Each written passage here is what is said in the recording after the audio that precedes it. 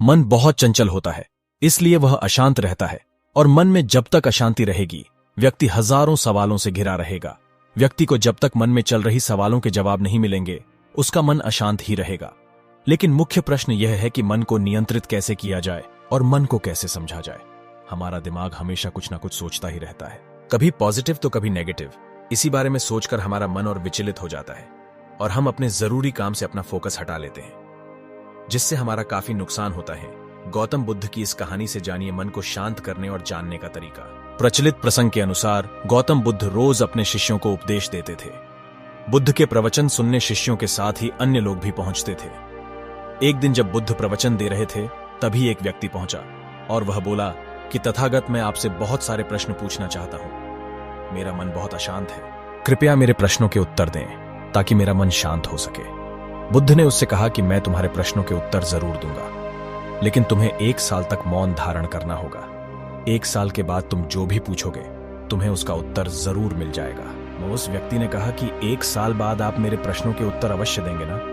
बुद्ध ने कहा कि मैं अपनी बात का पक्का हूं, तुम्हें सारे प्रश्नों के जवाब दूंगा, लेकिन 1 साल बाद। बुद्ध की बात मानकर उस व्यक्ति ने मौन व्रत धारण कर लिया। धीरे धीरे वह मौन की वजह से उसका मन एकाग्र होने लगा, वह ध्यान में उतरने लगा, मन भी शांत होने लगा, उसके सभी प्रश्न खत्म होने लगे। 1 साल बीत गया। समय पूरा होने के बाद बुद्ध ने उस व्यक्ति से कहा कि अब तुम अपने सभी प्रश्न मुझसे पूछ सकते हो। यह बात सुनकर वह व्यक्ति हंसा और कहा कि 1 साल पहले मेरे मन में कई प्रश्न थे, लेकिन अब सारे प्रश्न शांत हो गए हैं। अब मेरे पास आपसे पूछने के लिए कोई प्रश्न नहीं है। बुद्ध ने उस व्यक्ति से कहा कि जब तक हमारा मन शांत नहीं है, मन में ढेरों प्रश्न उठते रहते हैं, उसकी परेशानियां बनी रहती हैं। अज्ञान और भ्रम की वजह से हमारा मन प्रश्नों के उत्तर तक पहुंच ही नहीं पाता है। कुछ समय मौन धारण करके हम हालातों को समझेंगे तो सारे प्रश्नों के उत्तर स्वतः ही मिलने लगते हैं। मन शांत हो जाता है तो सभी प्रश्न भी खत्म हो जाते हैं, सारी चीजें हम आसानी से समझने लगते हैं और जीवन में सुख शांति मिल जाती है। गौतम बुद्ध से जुड़ी इस कहानी के माध्यम से आप जान सकते हैं कि मन को शांत करने का क्या तरीका है। इसमें भगवान गौतम बुद्ध द्वारा मन को शांत करने के आयामों के बारे में बताया गया है। जानते हैं इस कहानी के बारे में, जिससे आपका जीवन बदल जाएगा। मन को शांत करने की कहानी।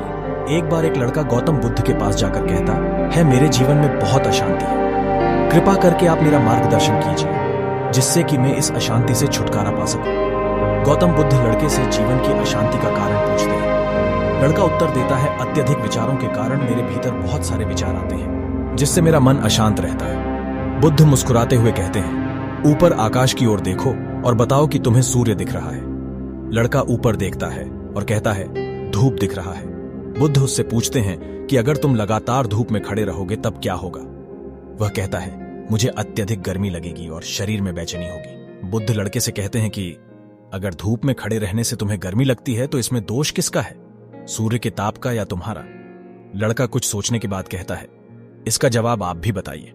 बुद्ध कहते हैं, सूर्य का काम है ताप देना और ताप का काम है गर्मी लगना। ऐसे में तो दोष तुम्हारा ही है कि तुम धूप में जाकर खड़े हुए जिससे कि तुम्हें गर्मी लगी। तुम्हें अगर शीतलता चाहिए तो तुम्हें छांव में रहना होगा। ठीक इसी तरह चंचल मन का भी स्वभाव होता है, विचारों और भावनाओं को जागृत करना। विचार क्षण भर के लिए होते हैं, लेकिन विचार से पैदा हुई भावनाएं देर तक टिकी रहती हैं। लेकिन यह तुम्हें निर्णय लेना है कि तुम्हें विचार और भावनाओं के साथ चलना है या अलग दिशा बनानी है। बुद्ध कहते हैं, मन को शांत करने के लिए तन के आयाम पर काम करना सबसे आसान तरीका है। शरीर के स्तर पर हमारी कर्मेंद्रियां और ज्ञानेंद्रियां हैं। कर्मेंद्रियां कर्म और ज्ञानेंद्रियां ज्ञान से जुड़ी होती हैं। इससे हम अपनी संवेदनशीलता को बढ़ा सकते हैं, यानी हम जो भी काम करें उसे आनंद के साथ करें। मन के आयाम से हटकर तन के आयाम पर जाने से ही तुम्हारा चित्त शांत होगा। ऐसा करने से तुम मन के आयाम से हटकर शरीर के आयाम पर आ जाओगे, ठीक उसी तरह जैसे तुम धूप से हटकर छांव में आ सकते थे। मन के आयाम से हटने पर तुम्हारी जागरूकता तन पर आ जाएगी। जब तुम तन के आयाम पर काम करोगे तब तुम्हारा चित्त शांत होगा। इसलिए हर काम को तन के आयाम पर करने से मन स्वतः शांत हो जाता है। अपने मन के विचार और भावना को नहीं बल्कि सुर को सुनो, लड़का बुद्ध से कहता है। अपने भीतर के सुर को कैसे सुने? बुद्ध कहते हैं, किसी शांत स्थान पर रहकर जहां शांति हो, तब अपनी आंखें बंद करो और मन के भीतर चल रहे शोर से हटकर भीतर के सुर को सुनने की कोशिश करो। यह सुर निरंतर चलता रहता है, लेकिन बाहर के शोर के कारण तुम अपने मन के भीतर चल रहे सुर को नहीं सुन पाते हो। जब तुम अपने दोनों कानों को अपने हाथों से बंद कर दोगे तभी मन के सुर को सुन पाओगे। इस तरह तुम मन की अशांति से दूर हो जाओगे और तुम्हारा मन शांत हो जाएगा।